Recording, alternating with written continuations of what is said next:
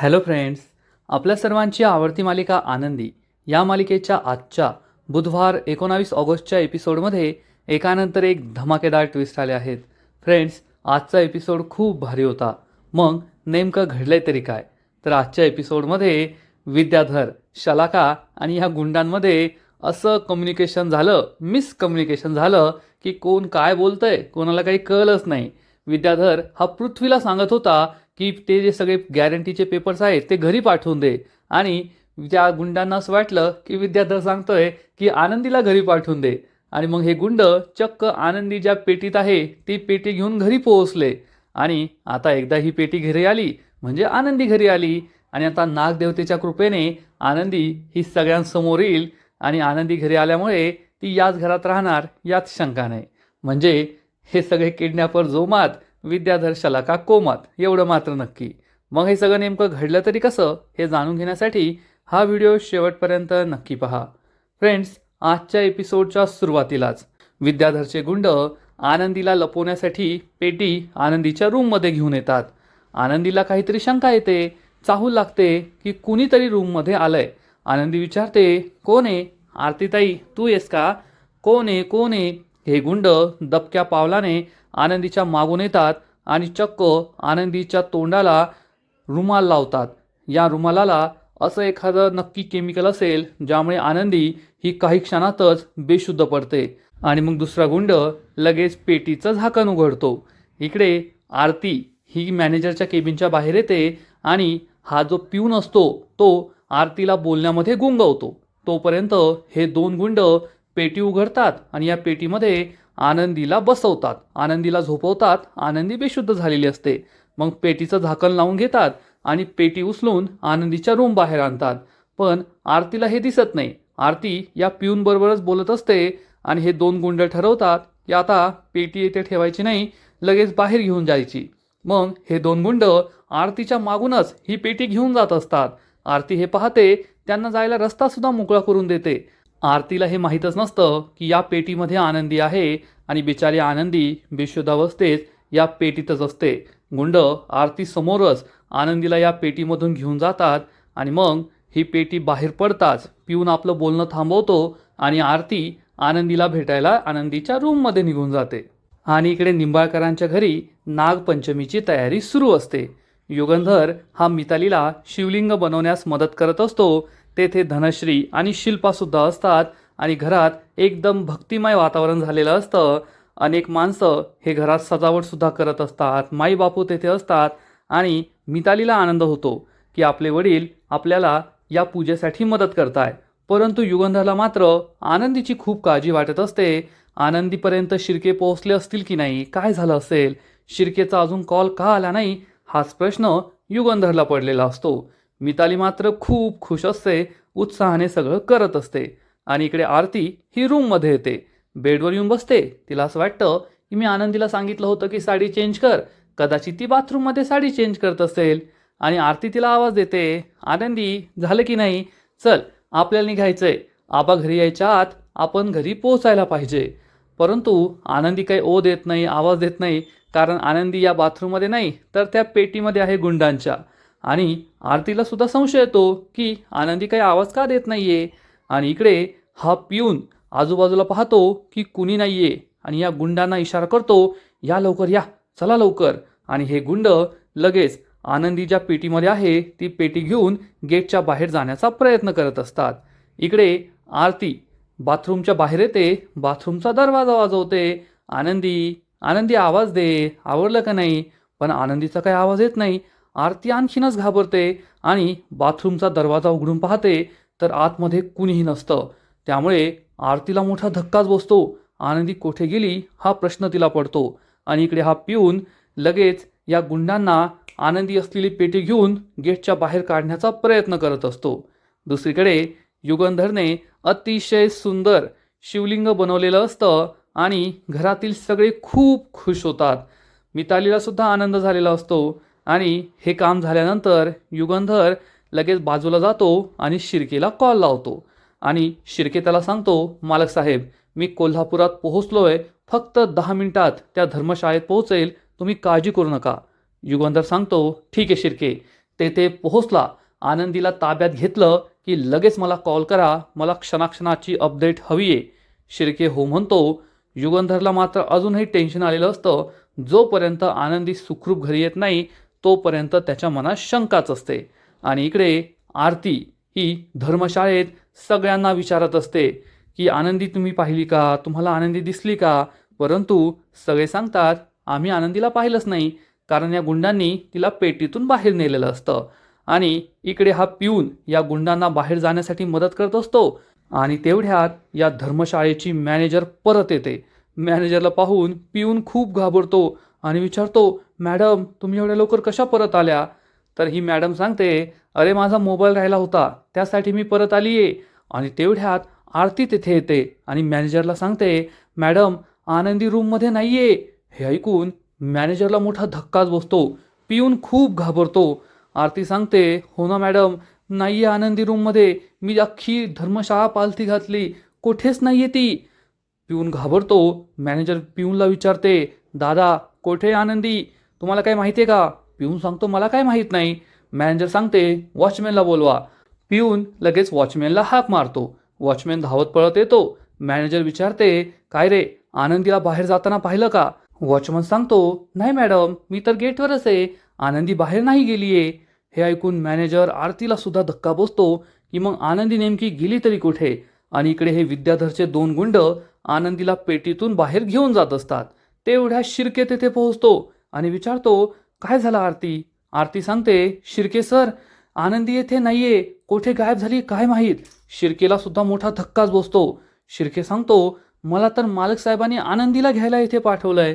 हे ऐकून आरती आणि मॅनेजरला धक्का बसतो. आणि तोपर्यंत विद्याधरचे हे 2 गुंड आनंदीला चक्क या टेम्पोमध्ये ठेवत असतात. तेवढ्यात मॅनेजरचं त्यांच्याकडे लक्ष जातं. मॅनेजर विचारते, दादा ते कोण लोक आहेत आणि काय घेऊन चाललेत ते. ही 2 गुंड खूप घाबरतात आणि मग शिर्के, आरती, मॅनेजर, पिऊन सगळे या गुंडांजवळ जातात आणि गुंडांना जाब विचारतात, काय सगळं. पण हा पिऊन लगेच या गुंडांची बाजू घेतो आणि म्हणतो, मॅडम भंगारवाले आपल्या स्टोर हाऊस रूममध्ये खूप भंगार होतं ना, ते दिलंय त्यांना, भंगार घेऊन चाललेत ते. मग शिर्के विचारतो, काय रे या पेटीमध्ये. तर हे गुंड लगेच पेटीवर कपडा टाकतात, काहीच उत्तर देत नाही. पिऊन सांगतो, अहो साहेब सांगितलं ना, भंगार आहे भंगार घेऊन चाललेत ते, जाऊ द्या जाऊ दे रे. आणि टेम्पोवाला चक्क टेम्पो घेऊन तेथून निघून जातो. पण शिर्केला मात्र शंका येते, अशा पेटीमध्ये कोण भंगार घेऊन जातं. पण शिर्के या गाडीवाल्यांना काही थांबवत नाही आणि हे 2 गुंड तेथून बाहेर पडतात. दोघे सुटकेचा निश्वास सोडतात की वाचलो एकदाचं, आता काही टेन्शन नाही. आणि पहिला गुंड दुसऱ्याला सांगतो, कर त्या शलाका मॅडमला कॉल कर आणि विचार की डिलिव्हरी कोठे करायची आहे. आणि हा गुंड शलाकाला कॉल लावतो. शलाका फोन उचलते आणि विचारते, झालं की नाही काम, उचललं की नाही तिला. गुंड सांगतो, हो मॅडम उचललंय. शलाका म्हणते, ठीक आहे मग तिला आहे ना तेथे घेऊन जा. परंतु त्याच वेळेस काहीतरी नेटवर्कचा इश्यू येतो. त्यामुळे शलाका काय बोलते हे गुंडाला कळत नाही आणि गुंड काय बोलतोय हे शलाकाला कळत नाही. दोघे सुद्धा हॅलो, अरे आवाज येतोय का, अरे ऐकू येतोय का, असंच त्यांचं सुरू असतं. आणि शलाका चिडून म्हणते, एक काम कर, विद्याधरला कॉल कर, विद्याधर जे सांगेल तसं कर. असं म्हणून शलाका फोन कट करते. आणि इकडे या गुंडाला फक्त विद्याधर एवढंच नाव ऐकू येतं. पहिला गुंड विचारतो, काय झालं. दुसरा सांगतो, अरे काय बोलत होत्या कळतच नव्हतं, मला एवढंच विद्याधर नाव ऐकू आलं.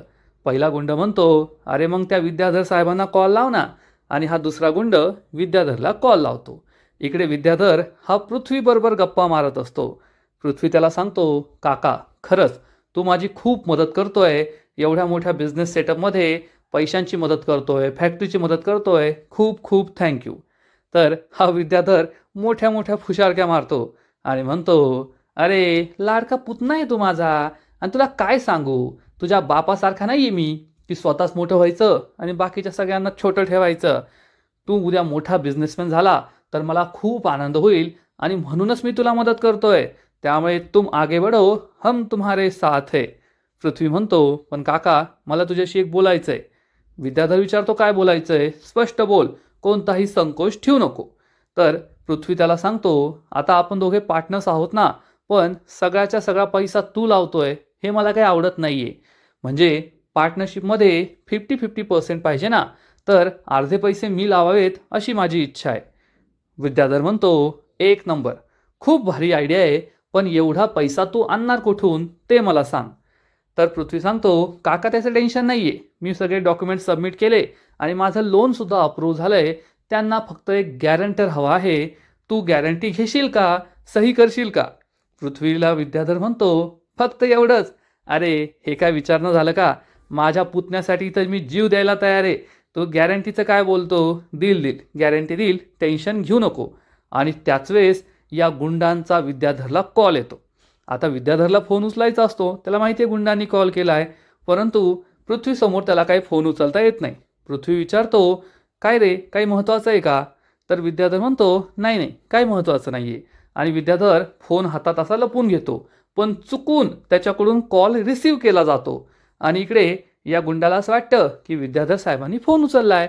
विद्याधरला तो विचारतो, साहेब आता या आनंदीची डिलिव्हरी कुठे करायची आहे? आणि त्याच वेळेस पृथ्वी हा विद्याधरला विचारतो, मग ते डॉक्युमेंट्स घेऊन मी कुठे येऊ? आणि विद्याधर सांगतो, अरे घरी ये ना. आणि हे हा गुंड ऐकतो. गुंडाला आश्चर्याचा धक्काच बसतो. गुंड विचारतो, काय, घरी? मग पृथ्वी हा पुन्हा एकदा विद्याधरला विचारतो, काका खरंच घरी घेऊन येऊ ना? आणि हा गुंड काय बोलतोय हे विद्याधरला ऐकू येत नसतं, पण विद्याधर काय बोलतोय हे गुंडाला ऐकू येत असतं. गुंड विचारतो, कन्फर्म घरी घेऊन येतो, हां ठीक आहे ठीक आहे. आणि तो फोन कट करतो. पहिल्या गुंडाला सांगतो, अरे विद्याधर साहेबांनी तर त्या आनंदीला घरी पोहोचवायला सांगितलंय. पहिला गुंड म्हणतो, अरे असेल त्यांचा काहीतरी मास्टर प्लॅन, आपण सांगितलेलं काम करायचं. आणि हे दोन गुंड युगंधर निंबाळकरच्या घरी आनंदीची डिलिव्हरी करायला आपली गाडी वळवतात.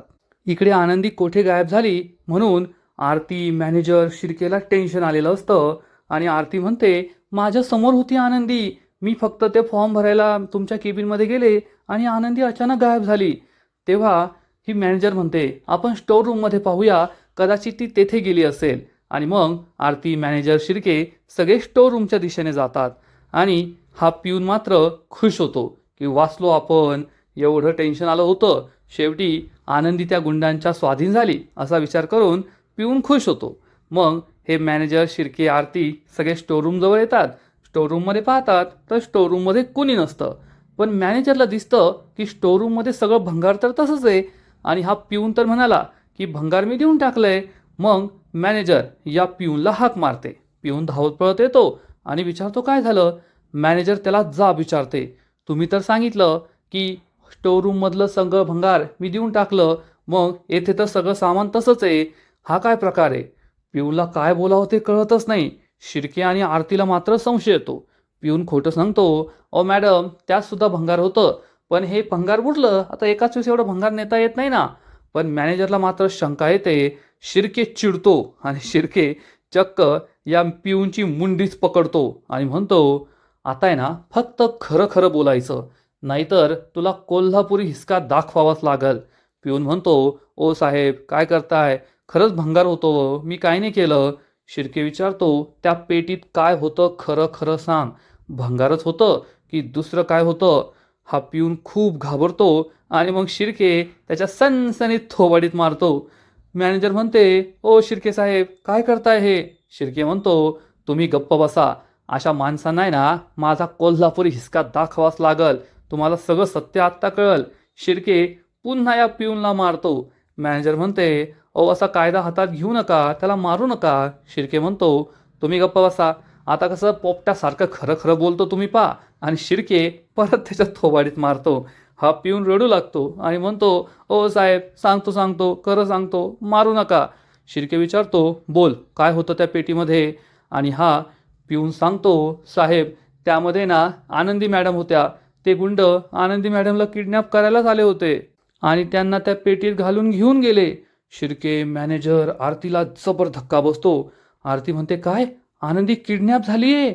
मॅनेजर सुद्धा खूप घाबरते. आणि मग शिर्के या गुंडाच्या, या पिऊनच्या आणखीन एक थोबाडीत ठेवून देतो आणि म्हणतो, अरे नालायका, तुला काय वाटलं ती काय रस्त्यावर पडलेली एखादी बाई आहे? अरे आनंदी आहे ती, आनंदी, युगंधर निंबाळकरची बायको, निंबाळकरांची सून. तुझी हिंमत कशी झाली असं काही करण्याची? आणि हा पिऊन म्हणतो, साहेब सोडा मला. शिर्के म्हणतो, तुला हे सगळं कुणी करायला सांगितलं त्याचं नाव सांग. ते गुंड आनंदीला कोठे घेऊन गेले ते सांग, लवकर सांग. हा पिऊन म्हणतो, साहेब मला पाणी द्या, पाणी द्या, सगळं सांगतो. शिर्के चिडून म्हणतो, पाणी पाहिजे तुला? आणि तेवढ्यात हा गुंड शिर्केला जोरात धक्का देतो आणि पळून जातो. सगळेजण त्याला पकडायला सांगतात, पण हा गुंड पळून गेलेला असतो. आरतीला खूप टेन्शन येतं. आरती रडू लागते आणि म्हणते, आनंदी कशी बशी सापडली होती आणि आता इथून सुद्धा गायब झाली. आता काय करायचं? आनंदी कशी सापडणार? शिर्के म्हणतो, आरती टेन्शन घेऊ नको. सगळ्यात आधी आपण मालक साहेबांना कळूया. आणि शिर्के मालक साहेबांना कॉल लावतो. आणि इकडे मालक साहेब याच टेन्शनमध्ये असतात की अजून आनंदी का आलेली नाहीये. आणि घरामध्ये नागपंचमीची सगळी तयारी सुरू असते. आणि चक्क हे गुंड आनंदी ज्या पेटीत आहे ती पेटी घेऊन निंबाळकरांच्या बंगल्यामध्ये येतात. तेवढ्यात धनश्री त्यांना पाहते आणि विचारते, ए कोण आहे रे तुम्ही आणि हे काय आणलं येथे? हे गुंड ही पेटी खाली ठेवतात आणि सांगतात, मॅडम आम्ही डिलिव्हरीवाले आहोत आणि विद्याधर साहेबांनी ही पेटी मागवली आहे. धनश्रीला आश्चर्य वाटतं, विद्याधर साहेबांनी? त्यांनी ही पेटी का मागवली असेल? हे गुंड विचारतात, मॅडम कोठे ठेवायची ही पेटी? धनश्री म्हणते, तेथे या, आतमध्ये या, तेथे भिंतीच्या कडेला ठेवा. मग हे गुंड पेटी उचलतात आणि या पेटीमध्ये आनंदी बेशुद्ध अवस्थेत असते. पण धनश्रीला हे काही कळत नाही. आणि हे गुंड मग तेथे शिवलिंगाची स्थापना केली असते त्याच्या समोरच्या भिंतीवरच ही पेटी ठेवून देतात आणि गुंड तेथून निघून जातात. धनश्री विचार करते, विद्याधरने ही पेटी का मागवली असेल? काय असेल या पेटीमध्ये? कशासाठी मागवली असेल? जाऊ द्या असं म्हणून ती आपली पूजेच्या तयारीला लागते. आणि बिचारी आनंदी या पेटीतच असते, पण ती बेशुद्ध अवस्थेत असते. त्यामुळे ती काही हालचाल करत नाही, आवाज वगैरे देत नाही. आणि इकडे विद्याधरला हे गुंड फोन नाही करत, मेसेज करतात की साहेब तुमची या पेटीची डिलिव्हरी झाली. हा मेसेज वाचून विद्याधर खूप खुश होतो आणि म्हणतो, अरे वा, झाली का पेटीची डिलिव्हरी? आता डायरेक्ट शलाकाला कॉल करून सांगतो, आनंदाची बातमी देतो. आणि विद्याधर शलाकाला कॉल करतो आणि म्हणतो, ए शलाका, आनंदाची बातमी आहे, झाली आहे, पेटीची डिलिव्हरी झाली. आता आहे ना पैसाच पैसा. आता टेन्शन घ्यायचं नाही, कमीत कमी 1 करोड रुपयाला आनंदीला विकायचं. त्यापेक्षा 1 पैसा पण कमी घ्यायचा नाही, म्हणजे आपल्याला कसलं टेन्शनच राहणार नाही. आता पहा त्या आनंदीच्या आणि युगंधरच्या आयुष्यात मी कसं वादळ आणतो ते. असा विचार करून विद्याधर खुश होतो. पण त्याला माहीत नसतं की त्या दोघांचे नाही तर त्याच्या स्वतःच्याच आयुष्यात वादळ येणार आहे. आणि इकडे शिर्केचा फोन आत्ता कोठे युगंधरला लागतो. युगंधर फोन उचलतो आणि विचारतो, काय झालं शिर्के, घेतलं ना आनंदीला ताब्यात? शिर्के सांगतो, नाही साहेब, येथे खूप मोठं प्रॉब्लेम झालाय. परंतु त्याच वेळेस युगंधरच्या फोनचं रेंजसुद्धा खराब होते. युगंधरला शिर्के काय बोलतोय ते कळत नाही, शिर्केला युगंधर काय बोलतोय ते कळत नाही. युगंधर म्हणतो, शिर्के तुमचा आवाज येत नाहीये, जोरात बोला.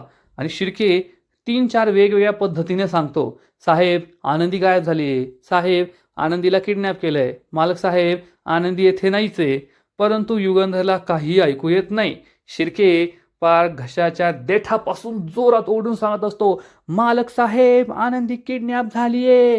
परंतु युगंधरला आवाजच येत नाही. युगंधर काय काय काय असंच करत असतो. आणि मग शेवटी निराश होऊन शिर्के फोन कट करतो आणि म्हणतो, मालक साहेबांना आवाजच जात नाहीये.